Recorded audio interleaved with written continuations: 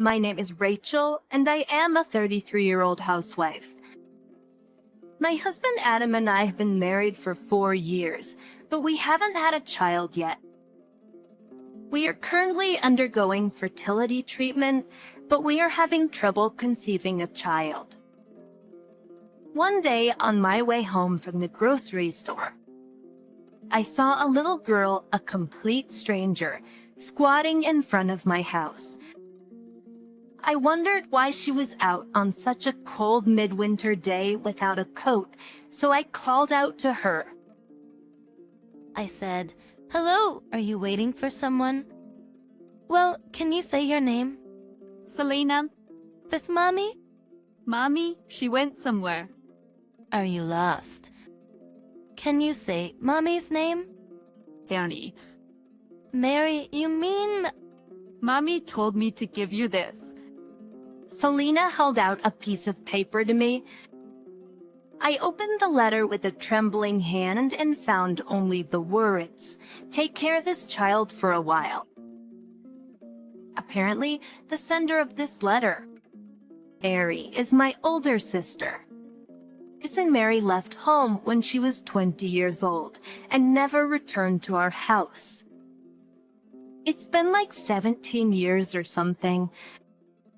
Since she was a teenager, she repeatedly ran away from home, got in bad situations with men, caused financial trouble, caused us a lot of trouble. My parents and I were worried about her life, but we had no idea she'd had a child. What time did your mom say she would pick you up? I don't know. Mommy always plays with men who I don't know and doesn't come home until morning. What? Really? Okay, then where's your father? I don't have a daddy. Mommy told me to stay at this house for a while because you're her sister. I took her hand and led her into the house for the time being. She was really cold and shivering. I wonder how long she had been outside. Mary was always a selfish sister with no sense of responsibility, but I never thought she would do this to her own child. I wanted to have a child, but I couldn't. I felt a surge of anger toward Mary.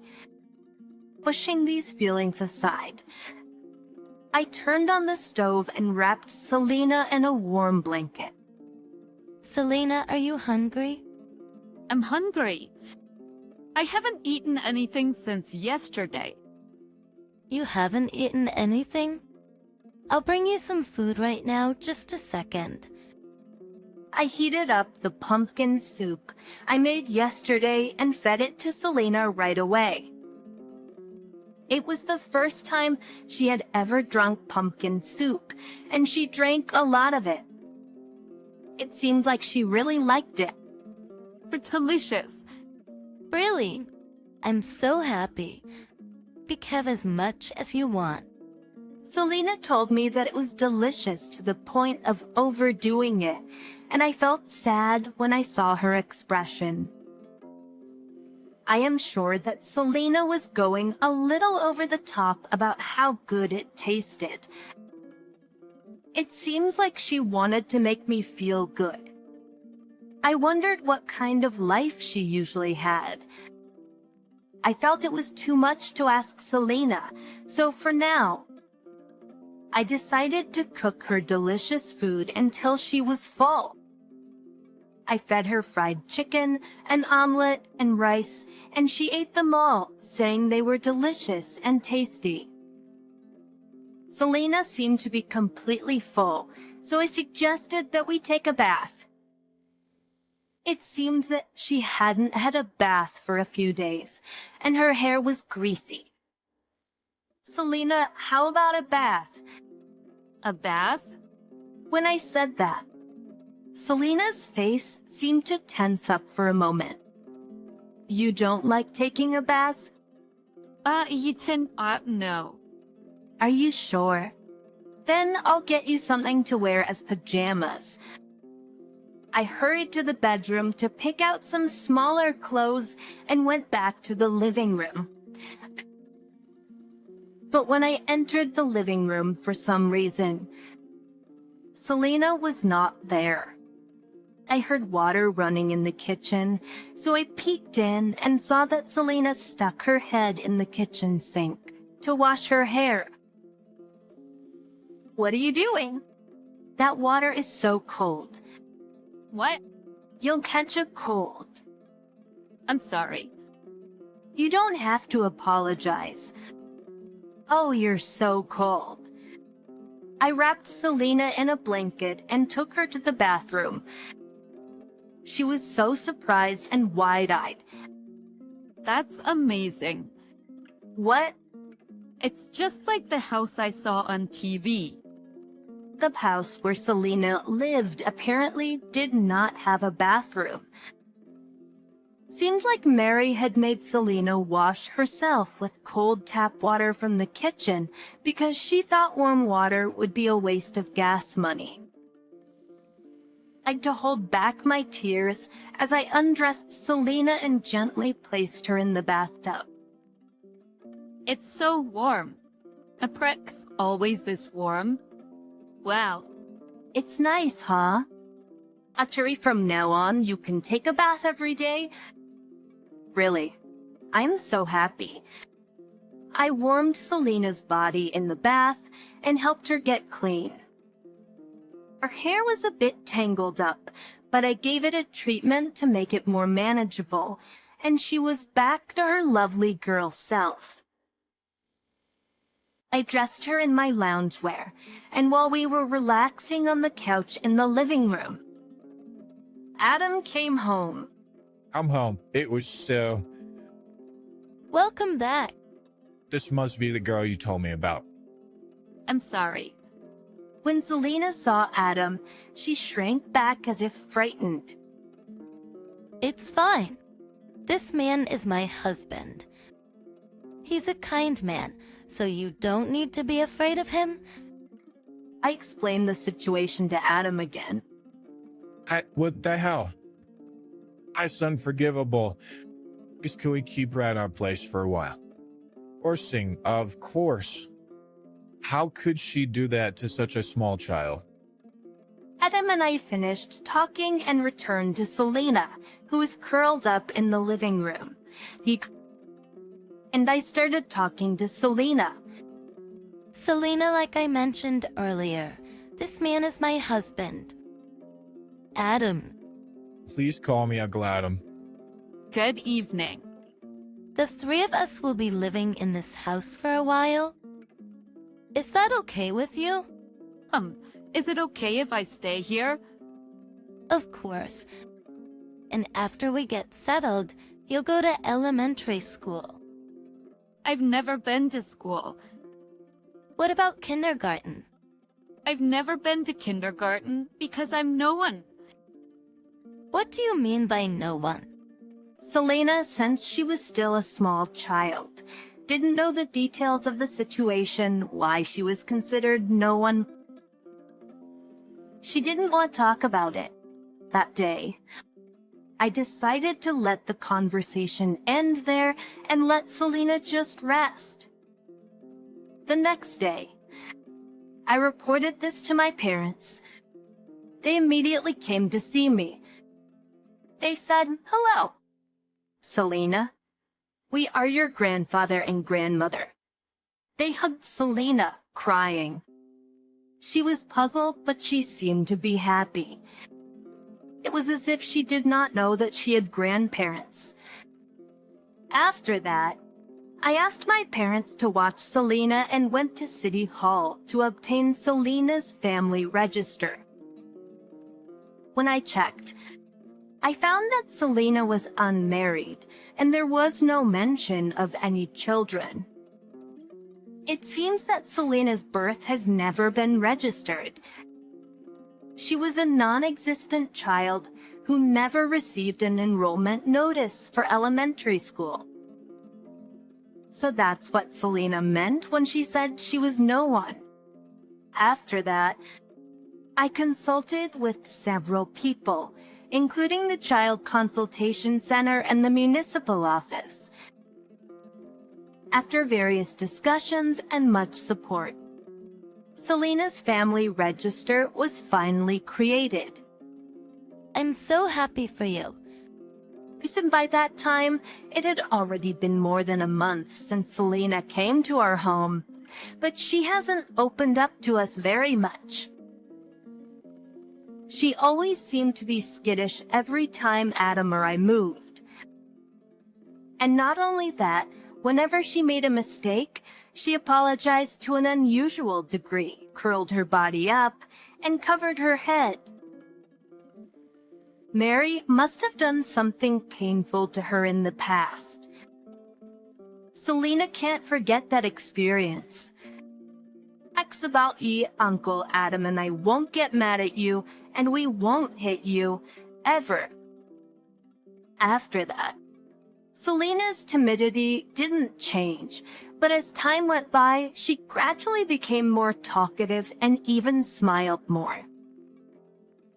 Then one day, Selena blurted out, "I wonder when she will come for me." Thank you. Just hearing those words, I felt sad. Even though Mary treated her so badly, she still wanted her mom. Since Selena's arrival, every day has been a joyous time for me. We wanted so much to have children and treated Selena like our very own daughter. We wanted her to live here with us for a long time. The day after this happened, Selena received an invitation to enter elementary school. I was relieved that I would finally be able to give Selena the same school life. Now that that's decided, we need to get her ready to go to school. We need to buy a school bag, stationery, and lots of clothes. What? Selena, let's go shopping today for new clothes and stuff. I can get new clothes? I've already got some clothes. It's okay. This isn't enough. If you go to elementary school, you'll need more comfortable clothes. And then, I'll accompany you as a luggage carrier. Selena and Adam and I went to the shopping mall and got her everything she needed for school.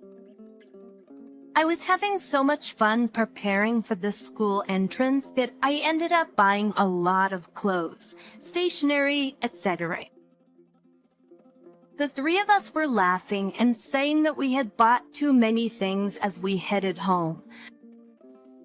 Then, to my surprise, I saw Mary standing in front of our house. Mom, Like says B. Oh, welcome home. It's not welcome home. What the hell were you thinking?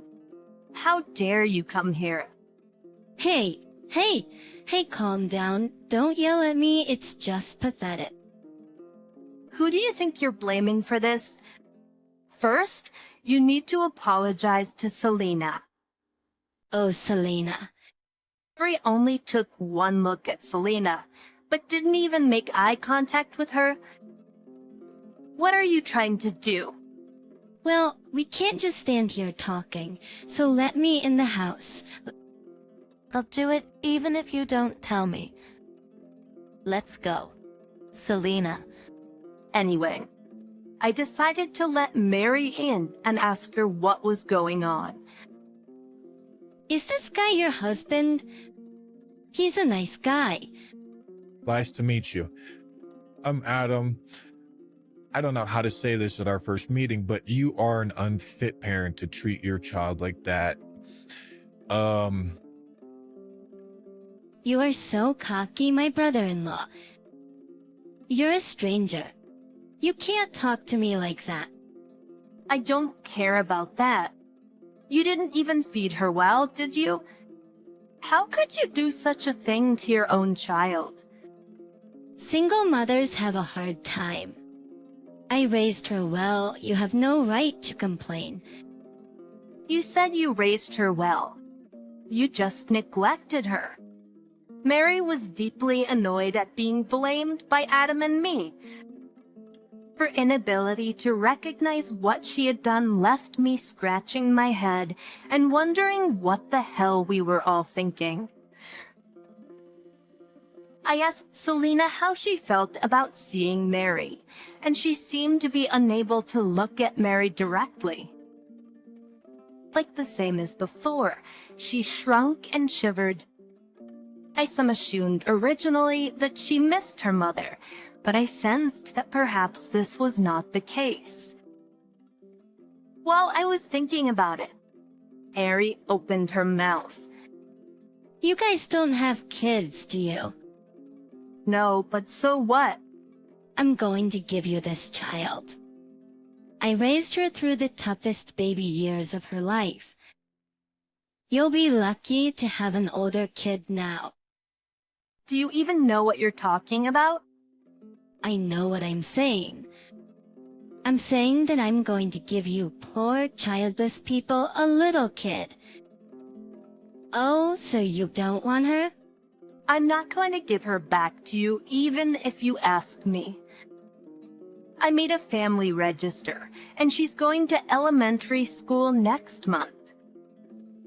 I will make her happier than she was when she was with you. Oh, you made a family register?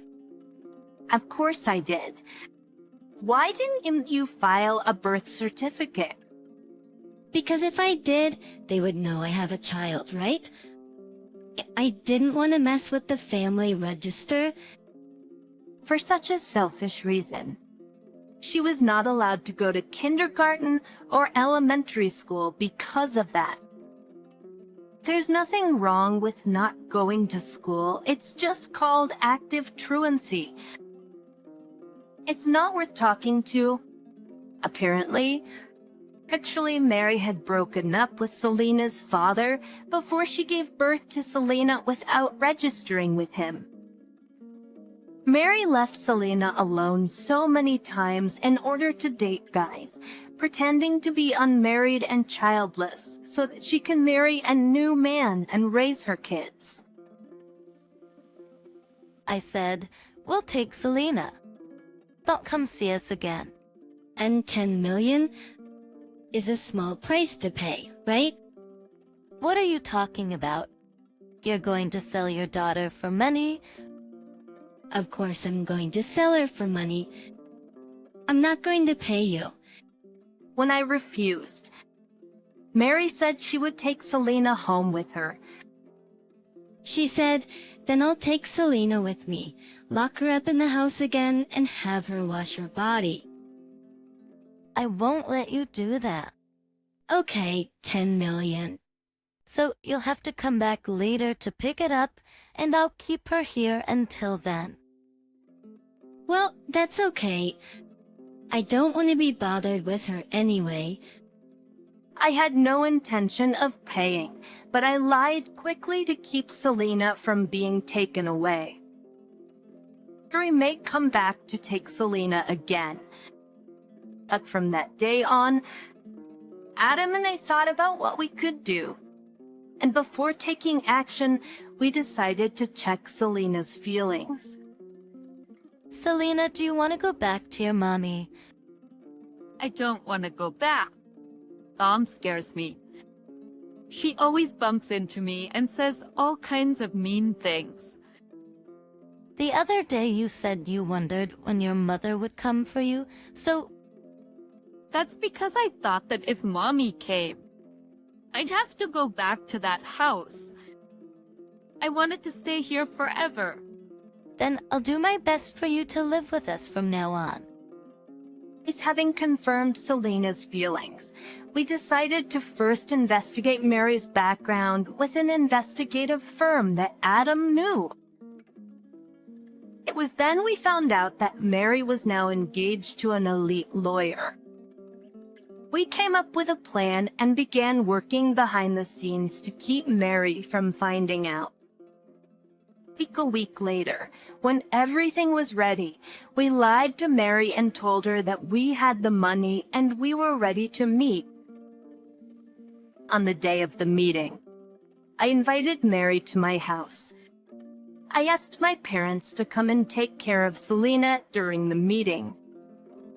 She asked me, "Do you have the money ready?" I won't give you Selena, and I won't pay you either. What? I came all the way here because you said you had the money ready. Do you have any idea how heartbroken Selena is?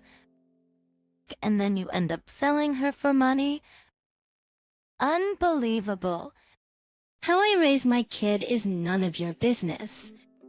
Children grow up, even if they are left alone. You just don't understand because you don't have kids. You didn't tell your boyfriend that you have a child, did you? Of course not. He's an elite lawyer, and we're getting married next year, so we can live happily ever after. Don't bother us, okay? What would he think if he knew what you just said? Then Mary's boyfriend, the elite lawyer, opened the door and walked in. He said, "Don't tell me what you just said is true. Did you lie to me? What's going on? Why are you here?" I've never been married. I just happened to have a child by mistake. By mistake? What a horrible woman. Unbelievable. Don't say that. I was almost married to you without knowing you cheated on me. Of course, I'm breaking off the engagement. You cheated me, so you'll have to pay me alimony? Broken engagement. Alimony? Wait a minute, please. Don't leave me. Shut up. I can't marry a woman who treats her child like that. I don't even want to see your face. "Rachel, you brought him here. Why did you do this to me?" Because I knew I couldn't do it the regular way. I'm going to talk to a lawyer here about Selena's case. I was skeptical until I'd actually heard what you said, so I came here today. But I had no idea she was this much of a scumbag. Like from now on, I will represent Rachel and her family thoroughly. You're going to regret making an enemy of a lawyer. Oh no, please forgive me. Soon, a police officer arrived at our house. In fact, I had asked for an investigation for abandonment of a child by a person responsible for her protection. They had secretly recorded our conversation the last time, and this time when Mary came to our house. I also informed them that Mary would be here today.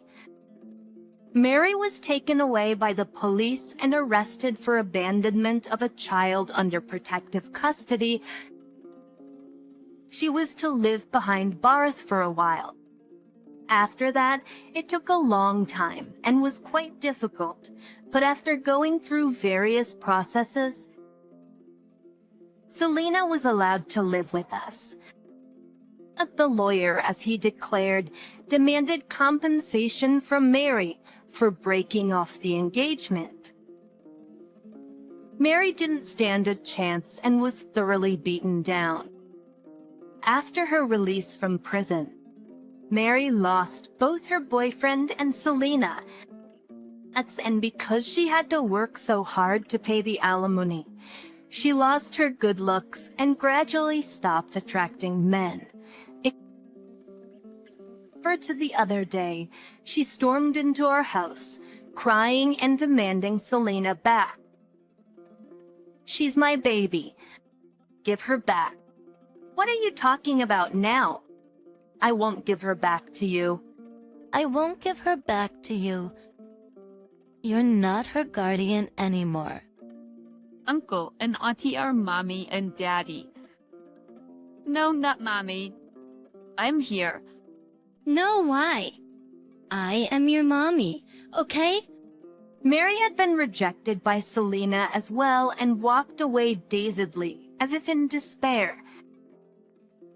"I'm not going to let her get Selena back.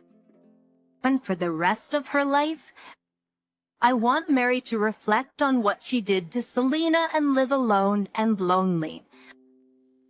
Meanwhile, Adam and I have stopped our painful infertility treatment, and now the three of us are spending our days together with lots of laughter.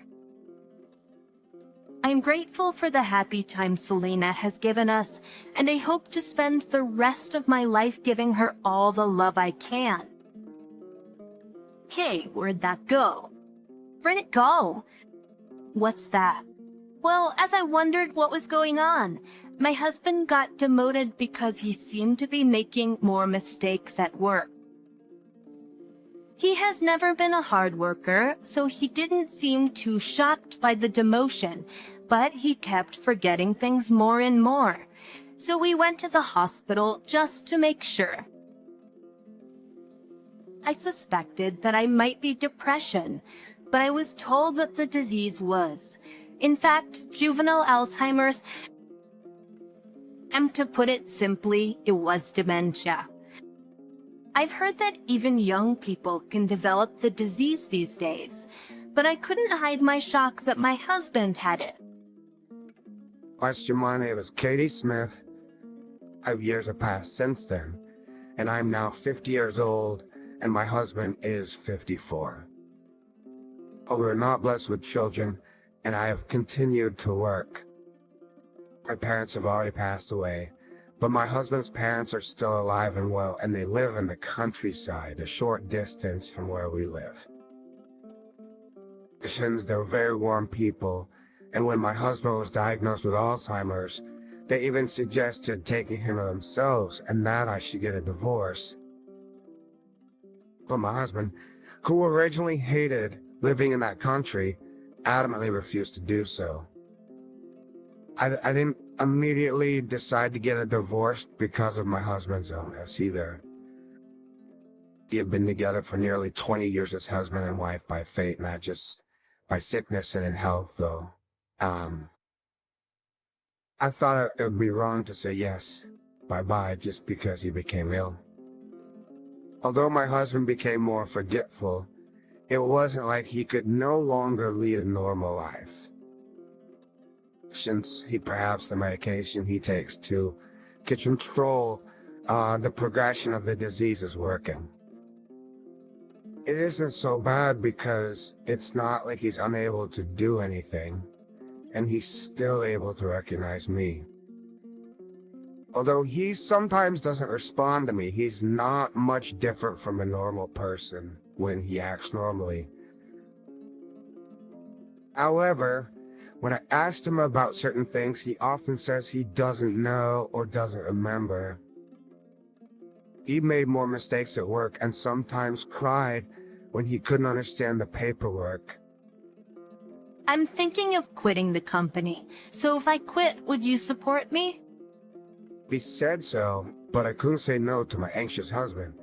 And in the end, he quit the company as we carry kid, and he never goes out and spends most of his time at home. But I don't see any problematic behavior when he's inside the house. But he often leaves things out and doesn't put away or comes home to find food all over the place. So, but it's not like he's bothering anyone else. So it's within the realm of acceptable behavior. So it's my husband as well. My husband's been home ever since he quit his job. I talked to the doctor about the possibility of having someone to take care of him while I'm away at work. But he said that I don't have to worry too much because he still has the ability to detect danger. So the doctor said we would talk again when the disease progresses. As man's for young for now, the doctor told me to tell my husband to lock the door when he goes out, not to go outside alone. I was still a little concerned if he would be okay with that, but he just kept saying it's okay to be alone. And sometimes he lost his temper if I insisted too much. Shut up. I'm sick. Don't talk about unnecessary things. You're confusing my head more and more. be considerate to me. I had to leave him alone because I couldn't handle him. She's like 5 years before my husband's illness was discovered. At the age of 40, I was promoted to a section manager. Well, my salary increased, so even if my husband left the company, we didn't suddenly find ourselves in a difficult situation. We didn't have children, so we had a good amount of savings. So there was no need to panic when the time came, and the savings were still untouched. I was really glad that I was working. Here, I only hope the life of Community 7 Bob will continue to be as normal as possible. However, there's one thing that's been bothering me lately. Those things often go missing. Because many of the things that are missing are brand name bags that I used to cherish, shoes and clothes that I just bought, and other things that are pretty expensive. I saved them up and bought them as a reward for myself.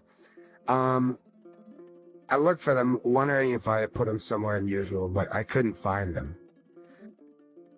When I asked my husband about it, all he said was, "I don't know." I asked him, "Hey, do you remember taking it somewhere?" No, I don't remember. My husband just repeats the same words. Wonder if his illness has progressed to the point where he doesn't even remember that he took them out of the house. When I come home from work and ask what he did today, he often says, "I can't remember." Original assumptions tell, but not either way. The doctor told me that sometimes the progression of the disease is slow and sometimes rapid, but I couldn't help but wonder if the progression was getting faster. So if this were the case, I would be concerned about leaving him alone while I'm away. If he started to wander around, I wouldn't be able to take care of him by myself. I was so worried about how my husband was doing that I set up surveillance cameras in the house without telling him. What if he starts wandering around and bothering other people? I don't want him to do that. Like, if that would happen, I would have to deal with the situation accordingly. A stable setting. A week later, after my husband went to sleep, I fearfully checked the footage from the camera. But what I saw there was far beyond what I imagined, and I was astonished. I had no idea that this was happening. Plus, my husband was bringing a woman into our home. I've even had proper conversation with my husband for the past 5 years, so he only answered vaguely when I asked him anything, but in the video, he was talking normally without any barriers. So I think it was hard to believe that he was suffering from dementia. They're over. I was even more surprised when I saw the face of the woman who came in. It was a female doctor who had diagnosed my husband with dementia. Actually, the hospital we went to was the one that was in charge of medical checkups for my husband's company. Was this some kind of sick joke between my husband and the female doctor? Or is it a complete lie that he has dementia? Are you sure she hasn't found out about it at all? I don't know. So, dementia is a convenient disease. I don't have to work, and I could just say I don't remember anything inconvenient. What a bad man. You make your wife work while you relax at home and bring your mistress along. You started it, didn't you? When I said I was tired of working and wanted to quit, you said you had a good idea. I didn't think it would go so well. Woman was shown crossing her legs as she laughed at my husband. Oh, she's very cocky anyway. I don't know if she got promoted to section chief or whatever, but she's getting paid more than me. Oh, and she's getting ahead of me. I was sure she must have looked down on me. But thanks to her, we can spend time like this. Well, she's my ATM, so she's gotta keep working hard. You said she was your housekeeper the other day. Though she's my housekeeper and ATM. I thought this is what it meant to have my mind go blank. Listening to the words coming out of the screen swirled in my head over and over. Oh, and Hannah, don't take things out of the house too much because my wife noticed some stuff is missing. She said, why don't you just go home? She said, why don't you just take them out of the house and pretend they're gone? Oh, it's a disease, so you can just say you forgot it. Oh, well, that's true. No other disease is as convenient as this one. I won't have to work for the rest of my life. So that's what this is. Who was it? Who has been trying to support him without questioning him for 5 years? I've worked so hard and done so much housework without knowing what I was doing. I felt like an idiot and felt as if my power has been drained from my entire body. And for some reason, I suddenly burst into laughter. I thought I might have gone crazy. That's how angry, sad, frustrated, and despairing I felt. The despair didn't end their time, so I left up separate. I checked my bank book to see if it was possible and found that my balance was zero. All deposits I've saved since we got married were taken out. I felt so lost. I thought it was the end of the world. I couldn't feel any emotion. When dawn broke, my husband woke up with a nonchalant look on his face. And as soon as I saw him, I felt a rage welling up inside my emotional soul. There's breakfast. Oh, I felt like grabbing my husband by the chest and cursing with all my power, but I resisted the urge. Husband still didn't know that I knew the truth, but I couldn't stop myself from just confronting him with the truth and making him apologize right here and now. However, I had no idea what to do, but I knew that even if I got angry at him, he would just smile at me and say, "You found out, didn't you?" I mean, but what are you planning to do today? So here's that. What is it? He never asked me that. I'm just wondering what you do at home every day. Just stuff myself. Like, I really want to work like you do, but I'm sick, so I just give everyone around me some trouble. Your INV for being able to work. I wondered how he could say such things so blatantly. Of course, since it is a clear fact that he cheated on me, I can use it as a reason to file for alimony and divorce. But when I thought about the past 5 years, I was so frustrated and I burst in tears. Yeah, I feel that people who can do such things with impunity would normally say, I'm just kidding. And then they will try their best to make excuses by putting up some unexplainable logic.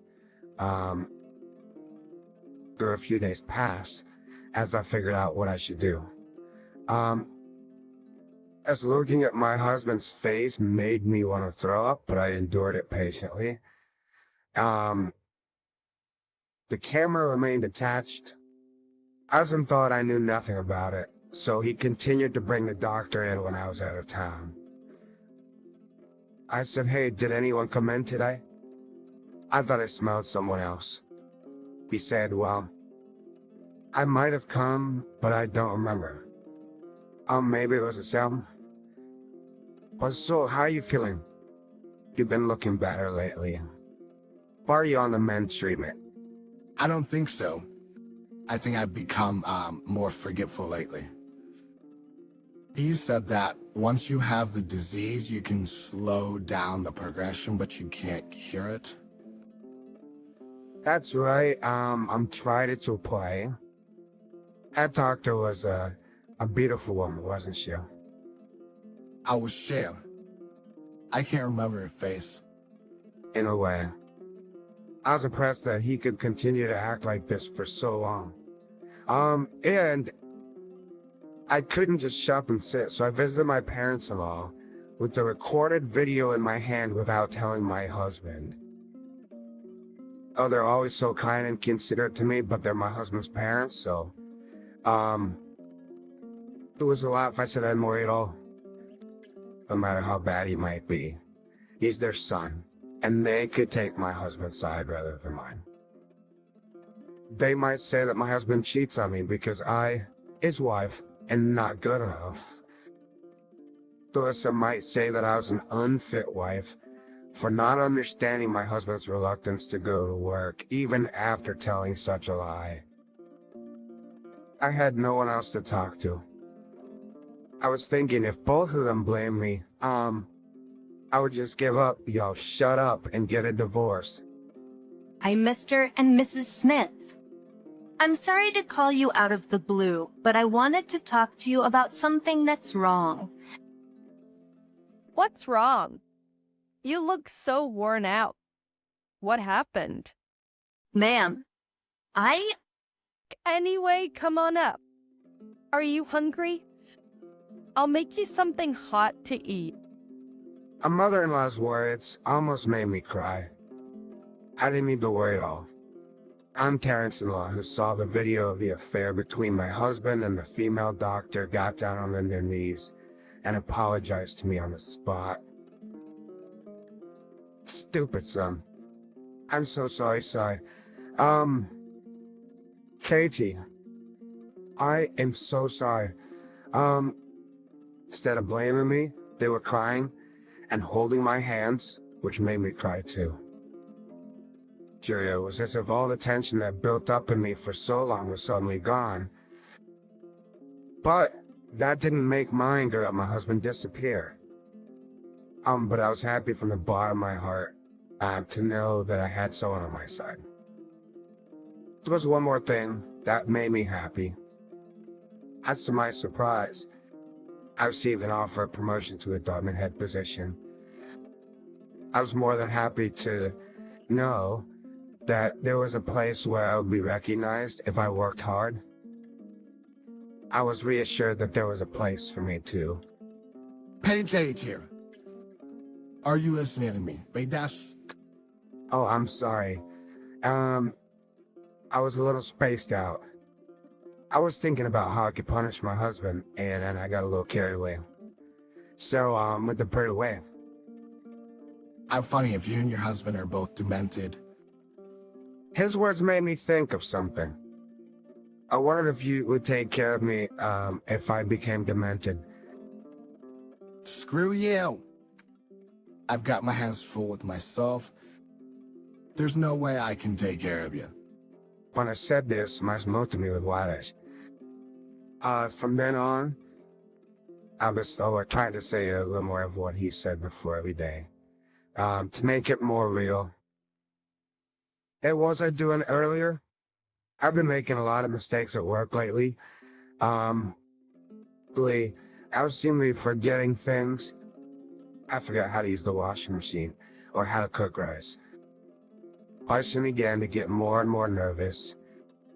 I don't know if I can keep working, but I'm glad you're here. After about 2 months of this, one day when I came home from work, I found out that my husband left the house. He left behind the divorce papers he had already filled out, and he even left a polite note. I don't want to cause you any more trouble, so I've decided to divorce you.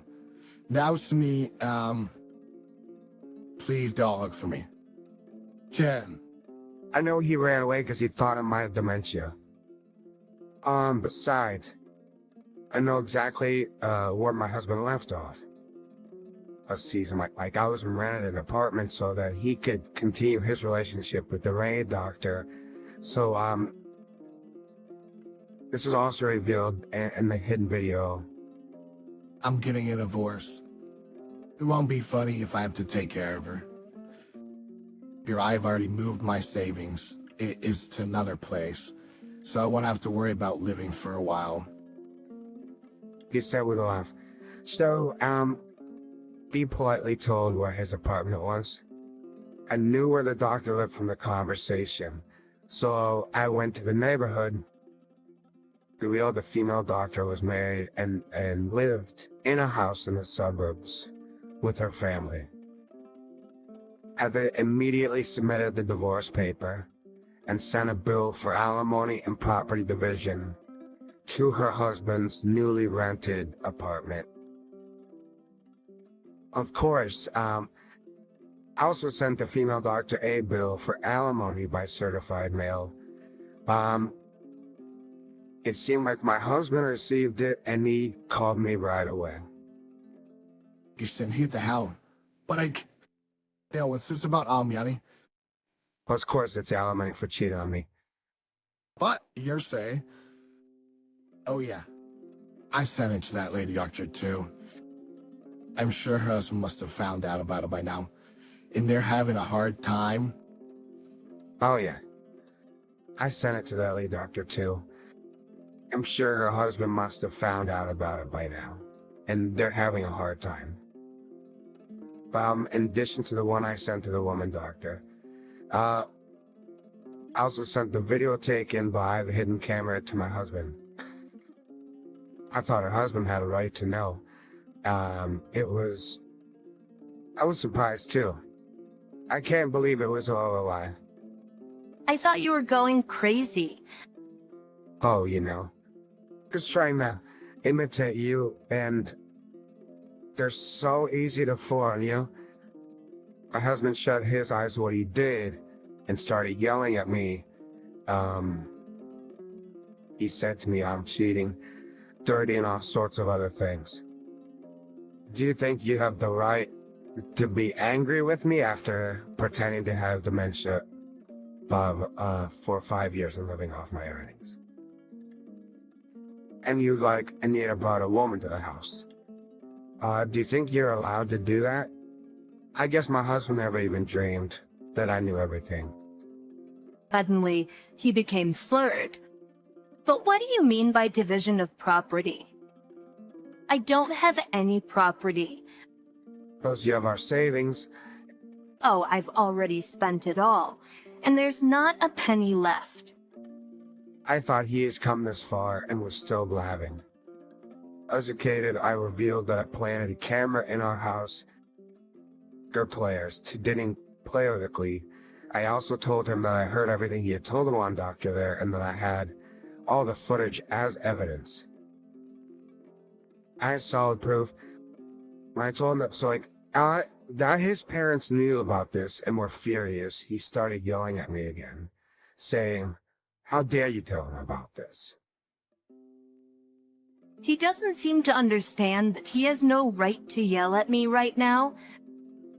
Thank God you blabbed on and on, so I didn't have to hire an investigative firm and spend any extra money. When I said this, my husband became silent for a while, perhaps at a loss for words, and then hung up the phone. Dear filing month, I received another call. What's going on? I just went to the apartment and they said it was already canceled. What apartment? The apartment we lived in, of course. I thought to myself, he was the one who left the divorce papers, so I didn't expect him to come back. When I told him that I canceled the lease immediately after my husband left, he started to get angry, asking me why I did it without telling him. I was told that my husband, who was unemployed, couldn't be the tenant of the apartment, so when he quit his job, I changed the name of the apartment to mine. So it was up to me to decide when to terminate the lease and where to move. I bought a condo. I live there now. You can buy it. It's the alimony I got from you and your lover, and the savings I got back. So the alimony I got from you and your lover, and the savings I got back, it's a small apartment, but it's my castle. Really? I'm going there then. I wonder what kind of people would have such an idea. You have a girlfriend, don't you? I stopped plenty of the Prowler. I already broke up with her. Because her husband found out she was cheating on him and divorced her. She was pointed the finger in the hospital, made a diagnostic error, got sued by a patient. Her husband and you are both suing her for alimony, and now she's indebted. Oh, really? So, here I decided to license outdo him and decided to start over with you. Oh, then the alimony will be canceled and I can get the money back, right? I can't deal with this man anymore. Does he really think I accept his offer? He even started saying that he and I should get back together, and that the alimony being claimed by her husband should be returned to me. I feel like saying, "Are you out of your mind? You're a fool. Why should I pay? We're divorced. I don't ever want to see your face ever again. There's no way in hell. I'm getting back together with you." I said so, and hung up on the phone, and I blocked all incoming calls from him. Apparently, my ex-husband then went to visit his parents. At that time, my ex-husband didn't know that his parents had actually sold their house and moved into an apartment for the elderly. They told me that he was surprised when he went to their house and saw that it was for sale, and he contacted them. Since we had a lawyer intervene to collect the money for the division of property and alimony, there would be almost no money left in his pocket.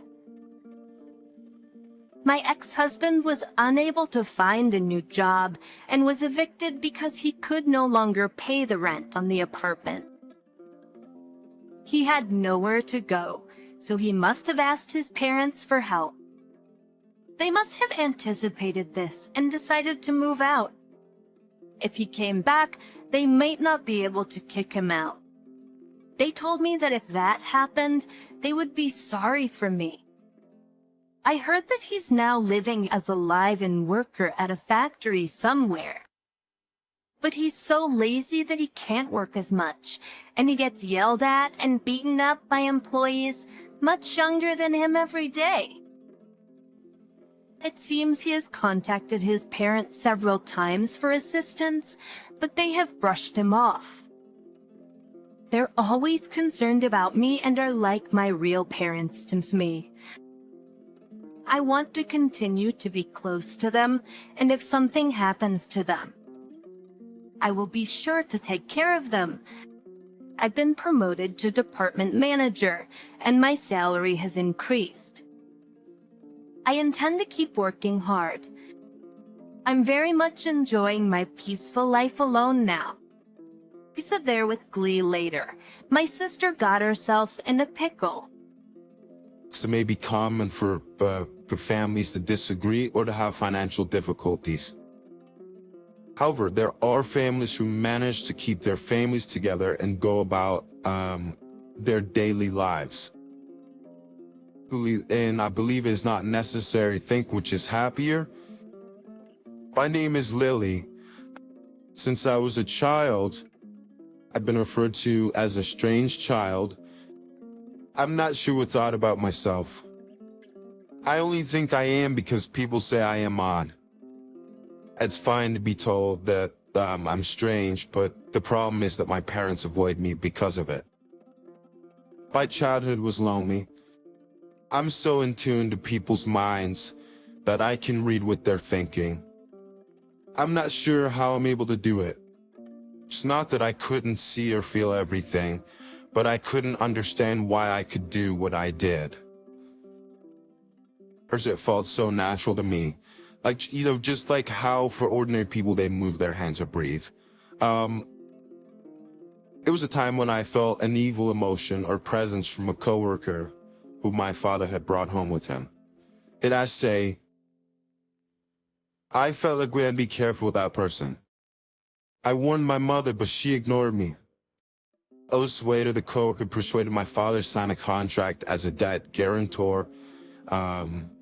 In peace, my mother did not believe my story, but as my father was leaving the table with the coworker, I said, something tells me that the phrase joint and several is hazardous. As a result, my father reluctantly declined to sign as a co-signer. Of course, when his colleague declared bankruptcy and was unable to repay his debts, and the entire burden did not fall on my father. At another time, when I was out shopping with my mother, I felt a wave of unease approaching from behind me. When I turned around, I noticed a man wearing sunglasses and a hat emitting that wave of unease. But I must just veer off that way and keep going, I said. Oh, that. I took my mother's hand in mine, and we walked down a side road. She was perplexed, wondering what was wrong. But as we moved to the side street, we heard a shout of, "I've been robbed," from the main street.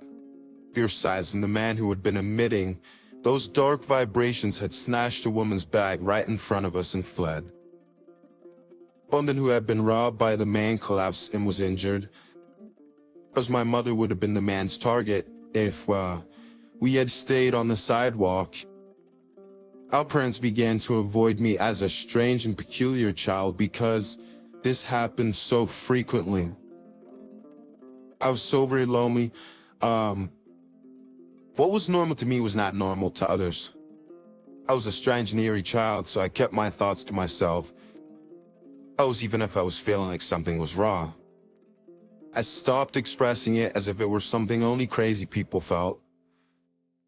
I realized that if I didn't say anything, I was just like any other kid. No one would think I was strange.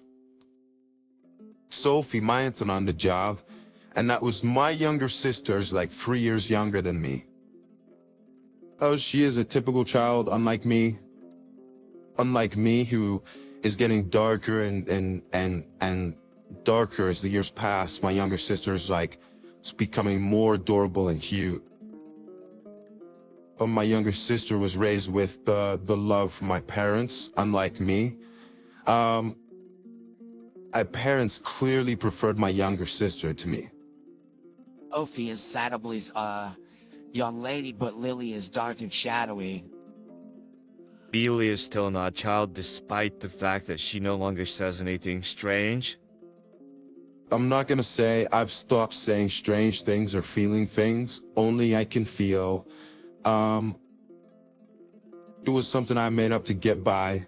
I was sick of the pain this power was causing me, and I was doing everything I could to keep it under. I grew up without my parents' love, and it was either because my attempts to pretend I was normal gave the impression that I was unusual, or because once this unusual image was attached to me, it could not be erased. A younger sister, on the other hand, was raised with my parents' love. My spoiled sister sensed my parents' coldness and slight distance from me and began to look down on me. She used to say, "I don't like being around my sister because it transfers the darkness to me. I'm very attractive, but my sister has a negative impact on my image." She started saying things to put me down whenever she got the chance. My parents only tolerated her and made no attempt to correct her. As she was approached by a scout for an entertainment production company in town, she was asked to join the agency when I was in my second year of junior high. She was asked to join their agency when I was in my second year of junior high, and she was in her 5th year of elementary school. She stated it's obvious because I'm attractive. They said I could be on television. My younger sister was already thinking about a career which satisfied our parents. Hope you should take it slow and think about it. I have a bad feeling about this. I didn't want my sister to be in trouble, so I opened up about my feelings, which I kept hidden for so long. My sister, who was unaware of my unusual ability, said, Are you chastising me because you're not attractive and can't communicate with others like me? Don't be strange, and don't stand in my way. So her face turned red and she reached me.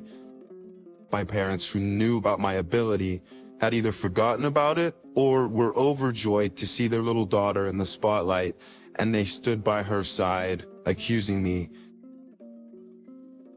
I then reaffirmed my intention to remain silent. I told myself that saying anything unnecessary would result in nothing good. As an educational internship student was scheduled to visit my middle school one day. He was a male college student, a junior high graduate, who aspired to be a physical education teacher. Seals and the trainee spoke of his educational dreams and gave a powerful speech to the teachers and students. He became very popular with the teachers and students, particularly the female students, as the interns responded briskly to the loud voices of the female students. Sir, it felt a black wave of dread wash over me, as I had made it a rule to keep myself hidden and not reveal my angel abilities. But when I saw my classmates were in danger, I decided to break my own rule. I approached a teacher who appeared to understand what I was saying. Though I know this is unexpected, but please believe me and help me. And they're seeing, but teacher was perplexed by my abrupt statement, but he did as I requested and staked out a specific location after school. I kept the details from the teacher. I didn't tell him the details because there was no way he'd believe me even if I did, but the teacher listened to me without any explanation. At Easter, it might have been more than a simpleton. It was the next day that entire school was in a frenzy. His nuisance prevention ordinance had been violated by the student trainee I would dieders. The teacher had staked out the area near the women's restroom, and the trainee entered the women's restroom. He set up a video camera within 15 minutes of starting the stakeout. Teacher was successful in suppressing the incident. As a result, the female students were not victims of voyeurism and were not humiliated. On the other hand, my younger sister was scouted by an entertainment agency and enthusiastically joined the agency, yet there were no lessons or even an audition. She was only required to pay costly affiliation and lesson fees. The office was then abruptly closed one day. Simply put, my sister was taken advantage of. She screamed and cried, turned her rage on me. She became enraged and yelled at me. It's all ruined because of you. You destroyed my future. It's entirely your fault. Retaliation. It was an absurd statement, but my sister seemed to believe it wholeheartedly. She had to think that way to survive, but it was a disaster and an annoyance to me. My parents did not say such ridiculous things, but they did notice that she was pulling away from me and leaning towards our younger sister. As a strange child, I was to experience loneliness once again. And I was pleased that I had been able to assist everyone at school, but I was concerned that my actions would push me over the edge. This year, the following day, the teacher who had listened to my story summoned me to the staff room. He says, I 20 hours stop and says an hour. I opened the door to staff room, fearful of being labeled as strange once more. You knew something like that was going to happen about a week ago, didn't you? The teacher asked me in hushed tones with no warning. I knew it was pointless to try to fool him, so I told him about my mysterious power. After all, I know there aren't many people like that out there. It was the first time I'd heard of anyone understanding what I was going through. And teacher explained that he knew someone with my level of power, which is why he understood me. And That person is actually my aunt, and I've known about her for a long time. I understand you have a lot of men. I'm sure you'll feel a lot better if you get advice from someone in your situation. Boy, the teacher brought the person to me after saying this. The person looked me in the eyes and said, "It's natural to be concerned, but you don't have to suffer." The person looked me in the eyes and said, "It's natural to be concerned, but you don't have to suffer." Her kind but deep eyes, which seemed to see everything, drew me in. Sarah was the person's name, and she told me that she had the same power as I did since childhood, and that she had spent her entire life troubled and hiding herself. The story of the older person who had gone through similar experiences to mine was releasing me from my fears and doubts. My interaction with Sarah began on that day. I addressed her as my mentor, but she laughed and replied, "Will you not call me that?" Sarah, or rather my mentor, changed my life. I had lived a modest, shadowy existence, concealing who I was. My consciousness was transformed. I was gradually able to live my daily life as a normal girl. However, since the incident at the entertainment agency, I've been unable to get close to my sister. In fact, we appear to be growing apart rather than together. It was normal for her not to talk to me, and the only time she did was to complain about something she didn't deserve or to make fun of me. I've no idea what triggers the switch. My psychic abilities also failed to predict my sister's emotional shifts. She used to say, "What's the big deal about you getting accepted to college? But you just a mental flower garden?" My sister had failed the high school entrance exam at her first choice school, which she had been told she would definitely pass.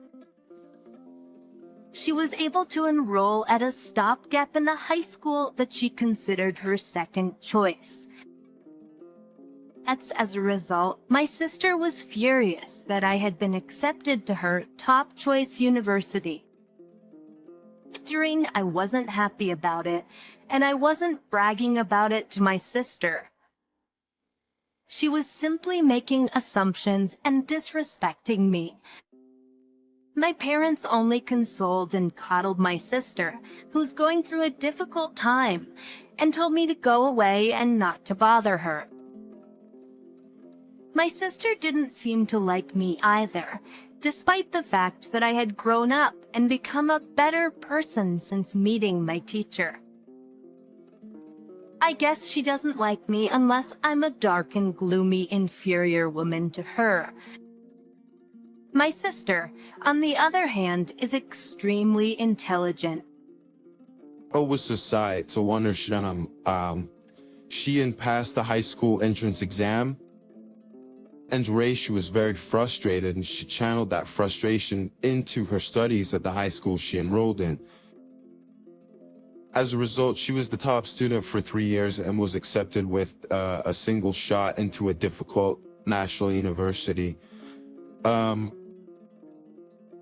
She stated, "Hey, I got into the most difficult university. The university is nowhere near mine." I responded to my sister's satisfied remark with a light-hearted "yeah. I guess so." I knew that getting too involved with her would be disastrous. LCY's sister, on the other hand, thought my light response was a slight on her own brilliance and lashed out as hard as she could at me. My parents were scared of my sister who would lose her temper until she calmed down. And whenever she got into this situation, all they could do was watch and worry. As my parents blamed me for this and concluded by calling me a troubled daughter. I wanted to argue with them about which of us was actually the troubled daughter, but I had to swallow those words because I had to go home and didn't want to complicate things. Aside from my sister, I was nearing the end of my college career and needed to make a decision about my life. I'm not as dark and withdrawn as I used to be, but I'm still not sociable, and I doubt my ability to form successful interpersonal relationships or my abilities to sense people's negative emotions. I can understand positive feelings, but people are more prone to negative feelings, and negative thoughts hurt me. I've been tossed around by swirling negative emotions in school, and I was on the verge of distrusting people. I was concerned if I could perform well in a corporate setting. I discussed with my mentor. I was certain she had faced similar challenges, and I wanted to know how she overcame them. She stated, I experienced the same difficulties that you are facing now. Actually, so maybe you should do something like me. She told me that she had spent a long time working as a fortune teller or counselor, assisting people with their problems. I have the ability to fully demonstrate my power and contribute to the world and others. If I can work freelance, I don't have to be part of an organization, and I don't have to deal with people's emotions or relationships, both of which I am afraid of. It's the ideal position for people like us. I decided to pursue the same job by the encouragement of my mentor. He showed me how to do the job and to find customers. Thanks to the internet, I can now work from home. That when I told my parents and younger sister that instead of getting a job after graduation, I would work from home, they said, "What exactly is it? What kind of job is it? What type of work is it? Then at the very least, you should do our housework. What about living costs?" That was my expected reaction from a parent, but I was disappointed that they had not been more supportive of me. While I assumed it was normal for them to expect housework and money, I was still sad. Because of this, I could see my sister disrespecting me even more in the future, which made me even more sad. So my life as a work-from-home employee began. There were no job offers at first, and it was a trial and error process, but with the assistance of my mentor, I gradually obtained a job. I couldn't do what my father asked me to, which was put money into the house. For about a year or so, I devoted my energy to housework. My father was not pleased, but my mother was relieved that things were getting easier and she kept him in check. He says, when I put money into the house for the first time, after about a year, my father made fun of me saying, you finally got some money, didn't you? I was even with the money, however, the number of household chores he shared with me did not increase, and my life remained the same. My sister graduated from university 2 years later and decided to work for a foreign affiliated company. Because it was a foreign company, the pay was good, and he told me, unlike my sister, I am not a member of the elite. My sister, who has found work outside of home, has made fun of the fact that I work from home. She stated, I have no idea what you're doing working from home. Isn't that just for kicks? You're a parasite in your own home? My pay will increase, and I'm sure I'll be making 10 times more than my sister. Someone like you could never make that much money. Chen, my sister, who was promoted to chief after only a year and a half with the company, also told me about it and made fun of me. My sister brags about her good salary, but she doesn't contribute anything to the household and doesn't help with any of the household chores. She delegated laundry, cleaning, meal preparation, everything else to my mother and me. Either the work was between my mother and myself, but my mother delegated most of the work to me. So, in effect, I was the one doing all the work. I said, Sophie, you can take better care of yourself. Because instead of spending it on yourself, you should put some money into the house. I informed her, then she said, "You're a waste of space. Sister, you should do all our housework. I'm putting the money aside for my future." She never pays attention to me. Reason for some unexplainable reason, my parents actually agree with her, claiming that it can't be helped because she's my sister. I wanted to stay in my current job because it was comfortable and familiar, but I was beginning to wonder what I should do with myself. My sister then made a shocking announcement. I'm getting married. He is a wealthy man who earns more than $10 million per year. Oh, I'm sorry I became happy first, sister. But isn't marriage just a pipe dream for a person like you? My sister then said she'd bring her boyfriend the following Sunday. Sunday arrived, and while we were in a state of panic due to the rapid succession of events, the man she brought with her was a young man, dressed in a suit and tie, who appeared to be capable. My name is John, and it's a pleasure to meet you. I've come to propose to Sophie.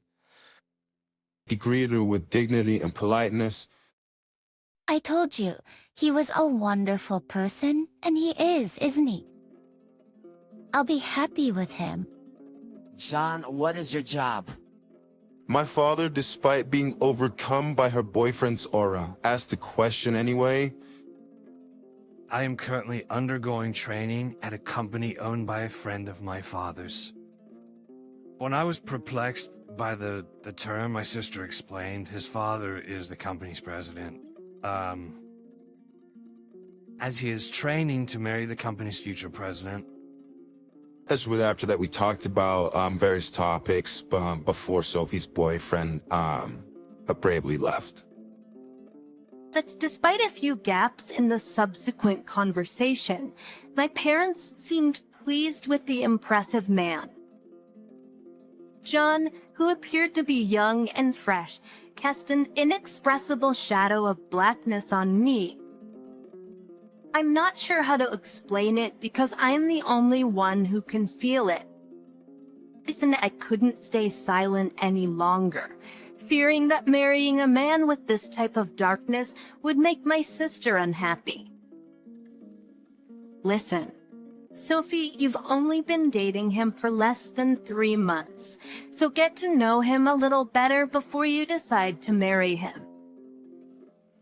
My senses were just going off, so I couldn't explain and tried to reassure my sister. What exactly are you on about, sister? He is a man of great distinction and a potential president. You're just upset because you compare your situation to my happiness. My parents also yelled at me to get out of their way because such a wealthy man would soon be their son. As you're nobody, you should at least stop interfering with your sister's happiness. My parents' plan was obvious. Let their daughter marry a wealthy man and live in peace in their old age.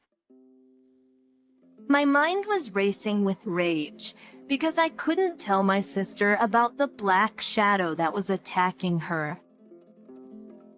In the meantime, they got engaged, and a meeting between the two families took place. My sister's fiance's parents were clad in the same fresh breeze as John, but the same black clouds seemed to be hiding behind them again. You know, the president of our company is attending today's reception. Do you know how talented and promising I am? It's a great honor, but I know that you, my little stay-at-home sister, can't even imagine how great it is. Right before leaving the house, my sister gleefully told me something I hadn't even asked her. As usual, she adds a few words of disrespect to me.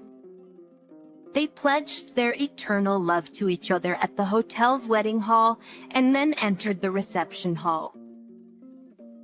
My sister looked happy with a big smile on her face, and I looked at her with concern as to how long that happiness would last. Entrance of the president of the company, my sister said, would give the speech as guest of honor. It was a congratulatory speech, so naturally it was a speech that lifted up my sister. It was a congratulatory speech, so my sister was pleased with it. After all the congratulatory speeches were over, drinks and food were brought to each table. Of course, the food looked delicious, but gradually I began to feel uncomfortable. I was beginning to feel uncomfortable because nothing had been brought to my table. At first, I thought it was just a delay, but other tables had already received drinks and horse juvers one after another. It was obviously strange. I was the only one who had not received anything. Of course, the people at the same table also noticed the strangeness and began to get uncomfortable. So, At that time, my sister came up to me and said with a laugh in my ear, "Free food is not prepared for people like you. I mean, this food is too good for you. You should just go home and eat potato chips. Just leave our wedding gift and go home."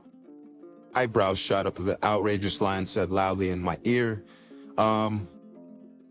The groom was also grinning and nodding wildly in the groom's seat. I was even my parents pretend to be surprised at first, but then they said something like, well, Sophie's right. I was surprised at first, but that surprise was followed by a surge of anger. I never thought you could be this insane. Father and mother, you are too much. How can you accept such rudeness? My parents gave me a bitter look, but did not admonish my sister. I understand. I'm going home, but know this. You'll regret it. What's with that threat? I wonder if it's the howl of a loser. The hall was abuzz with excitement at this unbelievable turn of events when a man stood up with a start. I'm the groom's brother. My name's David. My brother and parents are scum, but the bride is even more so. I can't take it. See the man who introduced himself as David continued. Father, your company went bankrupt half a year ago, and you're still falsely claiming to be the president of it. He's serious. The fact that you are still pretending to be the president of this company must mean that you are trying to take advantage of your daughter-in-law and her family. Oh, you can't be president anymore either, but you're still faking it. And, trying to sleaze off your wife, aren't you? Systems, because you are unemployed now. Both the buzz in the hall heated up at the man's comment.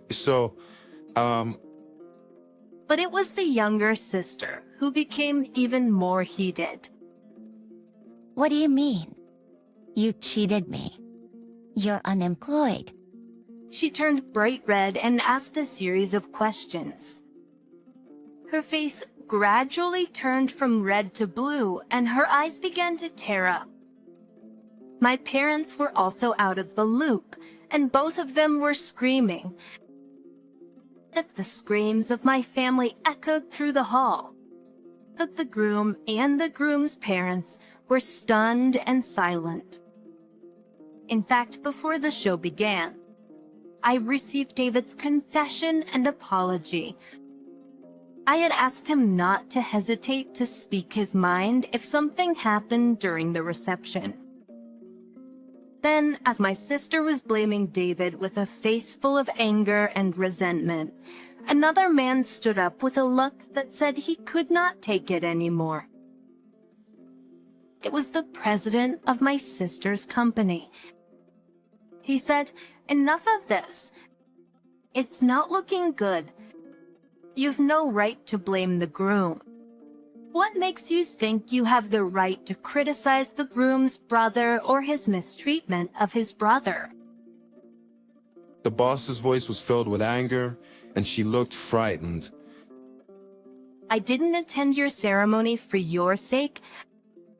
If you weren't Lily's sister, to whom I owe so much, I wouldn't be here."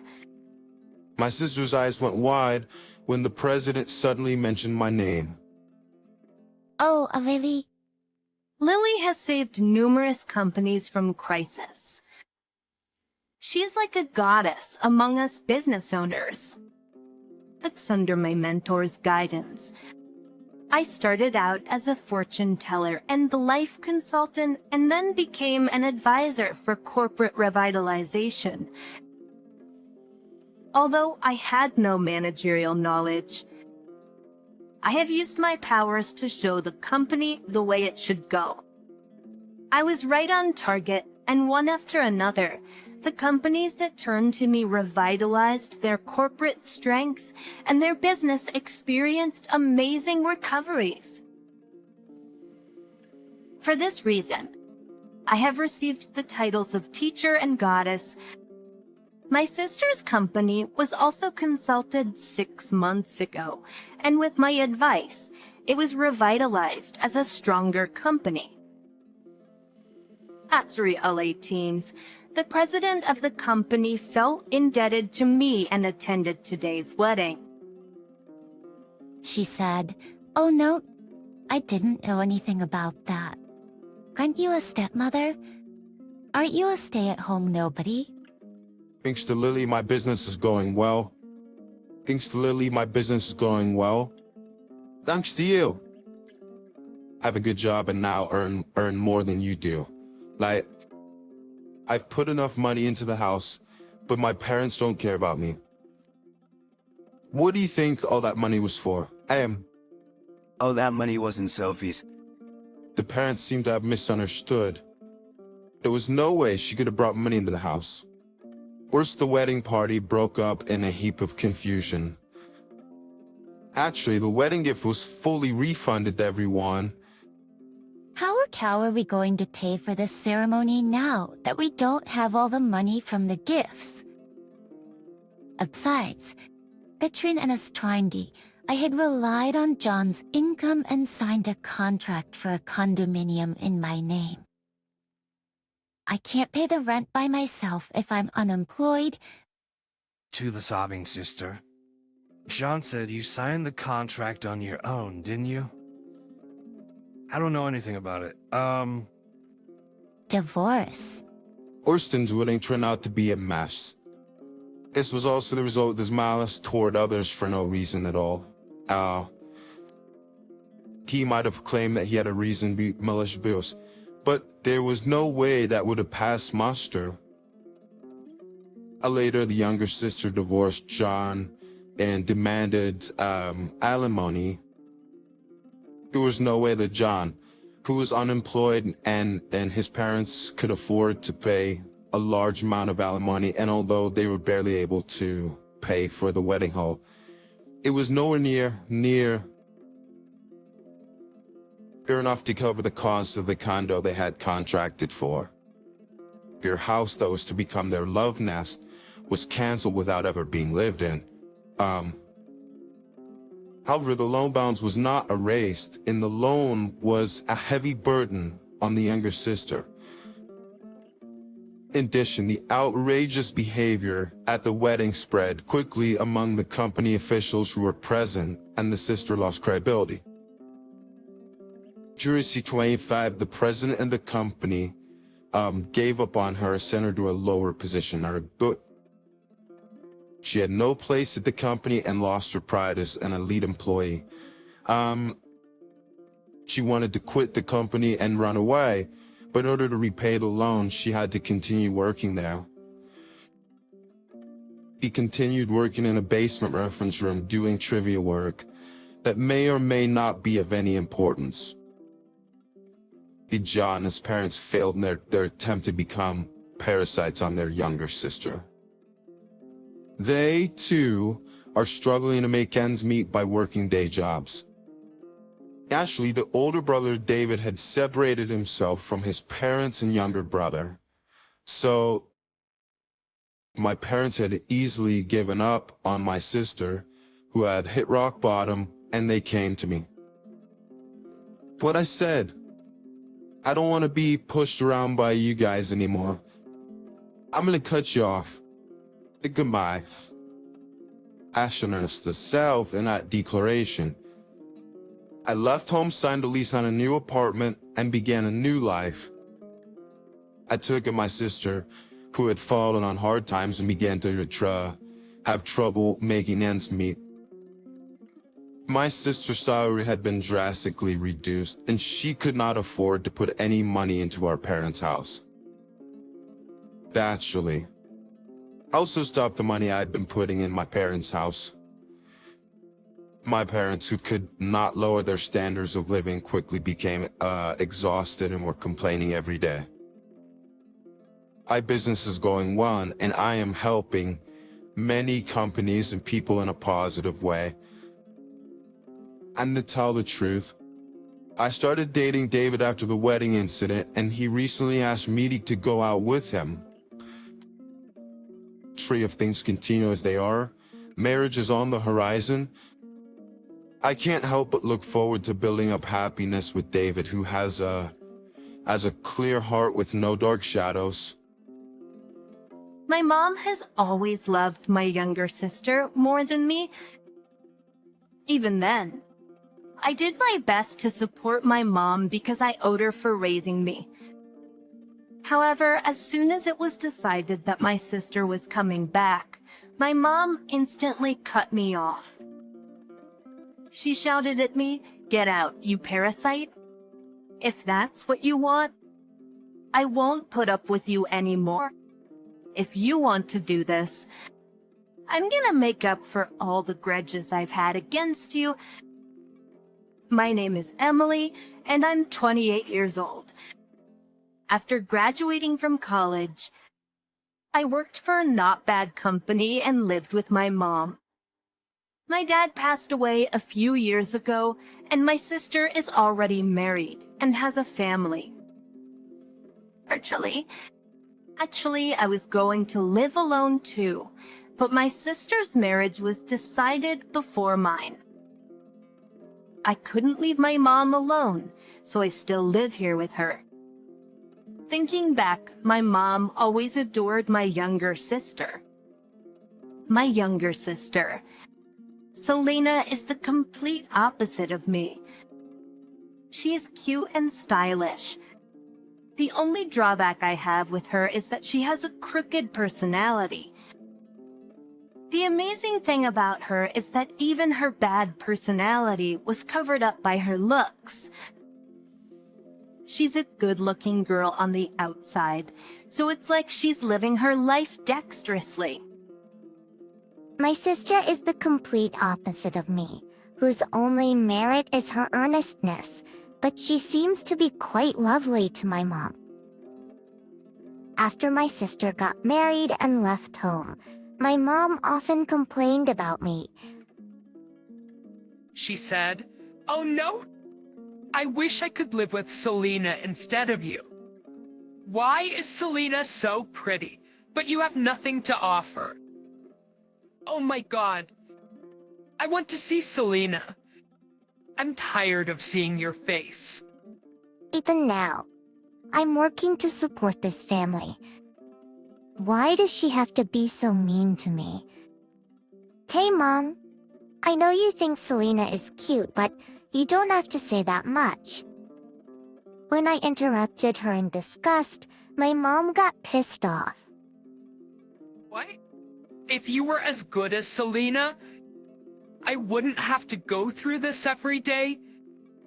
What do you mean? You don't have to go through this. You don't have any problems in your life, do you? We've been living in this house since Dad passed away. What's with that tone? You're not thinking you're doing me a favor by saying I did this for you, are you? I didn't mean it that way. Okay. I have no choice but to live with you. If Selena hadn't got married, I would be living with her, not you. Huh, okay, that's enough. We now live in a house that was rebuilt a few years before my dad died. It's now in my mom's name, but I'm the one making the remaining loan payments. But my mom always compares me to my sister and insults only me. Teacher, I'm Beans. I was at the end of my rope living with my mom, who said hateful things to me every time she saw my face. Yet, there's a reason why I didn't give up on my mom. When my dad died, she cried for days. She didn't eat well and was so exhausted that people around her were so worried about her. I, as her family, have to support my mom from now on. I must protect my mom for my dad's sake. That is what I thought. As her eldest daughter, I've always had a strong sense of responsibility. Nowadays, I'd often get angry at my mom's words and actions, but after my dad passed away, my mom was the only parent I had. I couldn't hate her from the bottom of my heart. Then, one day, suddenly, my sister came to our house with her husband. As soon as she saw my mom, she said something outrageous. We're having a hard time making ends meet. My husband suddenly got laid off, and we can't afford to pay the apartment rent. I can only rely on you if it's okay with you. I want to live with you. Selena, this isn't good. I realized instantly, but it was already too late. Before I could interject, my mom had already said yes. Yes, yes, yes. My lovely Selena is in trouble. I have to help. Really, Mom? Of course. Besides, I've always wanted to live with you. Wow! Thank you. My mom was overjoyed to hear my sister saying, "I love you." That they agreed on their own without any consideration of my opinion. I wasn't satisfied with this, so I went to my mom and said, "Hey, wait a minute. Mom, I live in this house too. I can't have two people moving in here all of a sudden. I have my own room." She didn't change her expression at all. I froze at my mom's sudden remark. Didn't you hear me? I told you to leave. In the first place, you're nothing more than a replacement for Selena for me, you know? That's horrible. You don't have to talk to me like that. I don't want a parasite like you. If Selena comes back, I don't need you. My mom told me so clearly, and I was blinded by the darkness. I knew my mom adored my sister. I've been taking care of my mom all my life, and to have her cut me off so easily. My sister, who left my mom after marriage without thinking, was loved so much, and I, who have supported my mom for so many years, was treated unreasonably. I really didn't understand every single thing my mom said and did. I was so frustrated and miserable that I almost burst into tears. "What?" she said. "If you don't leave, there won't be room in the house, right?" "We don't need you." Oh wait. What do you mean you don't need me? I'm the one who has been supporting Mom until now. So what? She wants to live with me, right? We don't need you anymore. You're trash. Get that out of the way. Even though I was hiding right beside her. I'm so happy. Let's have grilled meat on the day we move in. Wow, you're so nice. I'll get the ingredients. Everyone was so excited that my presence was like nothing to them. As I stood there in shock, I heard my sister cursing at me again. "Hey, what are you doing just standing there like that?" But I can't just say that. Get the hell out of here and give us some room. I'll be out by the end of the week. That should be fine, right? I struggled to keep my voice down and finally complied.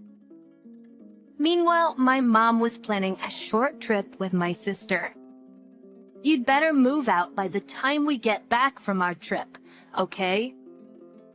That's with those final words, my mom left with my sister and her husband. Back to my mom. I was just a distraction, so as long as Selena was there, I really didn't matter. If you're willing to do that, I won't put up with it anymore. If it comes to this, I'm going to put you through hell. No longer feeling sympathy for my mom, I was determined to take revenge. Action from that point on, it was quick. I immediately contacted a moving company and quickly moved in while my mom and my sister were away. I just want to.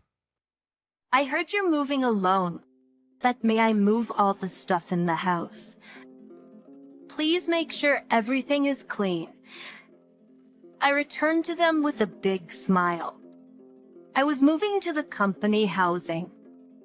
I heard that the company housing was still available, and the company invited me to move in several times, but I refused because my mom was there. This time, I found out there were still vacancies and decided to start the move-in procedures immediately. I never expected to start my company housing life in this way, but when I finally moved in, I immediately liked it. The room was even nicer than I had imagined. I was getting used to my new life in company housing.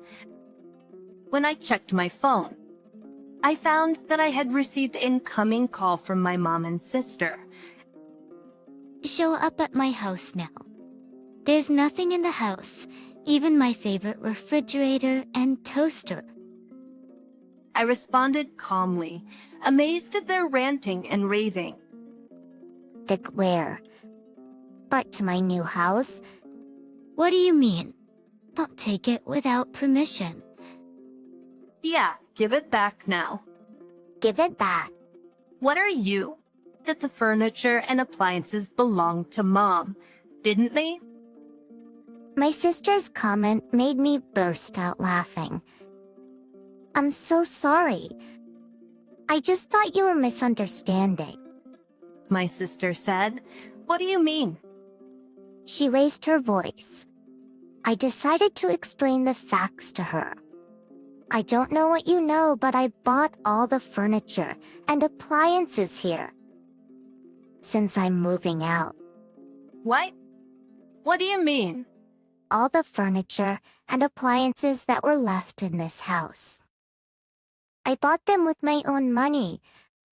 Do you understand? But that doesn't mean you should take it all with you. It was here from the beginning. What I do with my things is my business, right? Can you please stop fussing about it?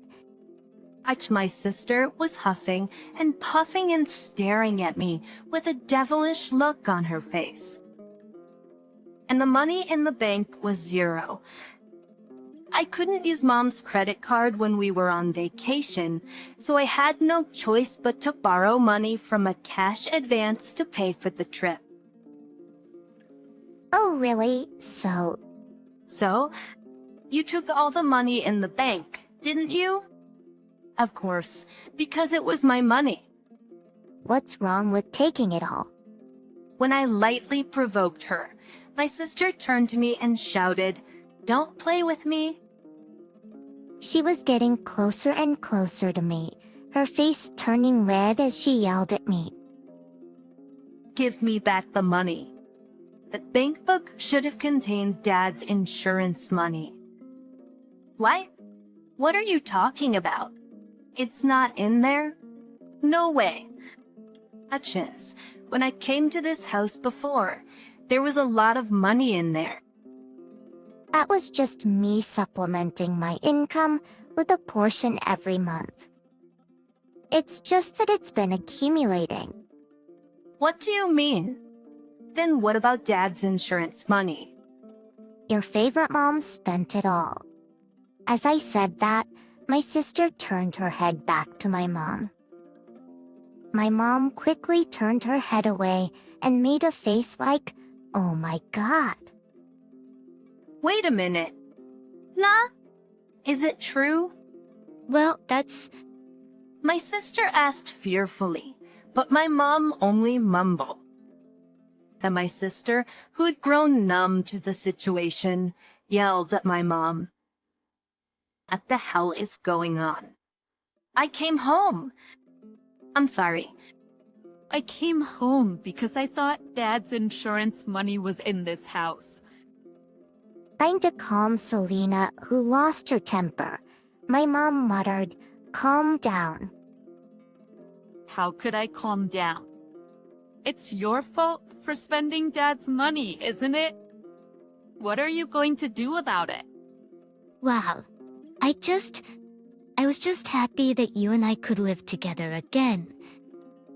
You came back because you wanted to live with me too, right? Sam, you've gotta be kidding me.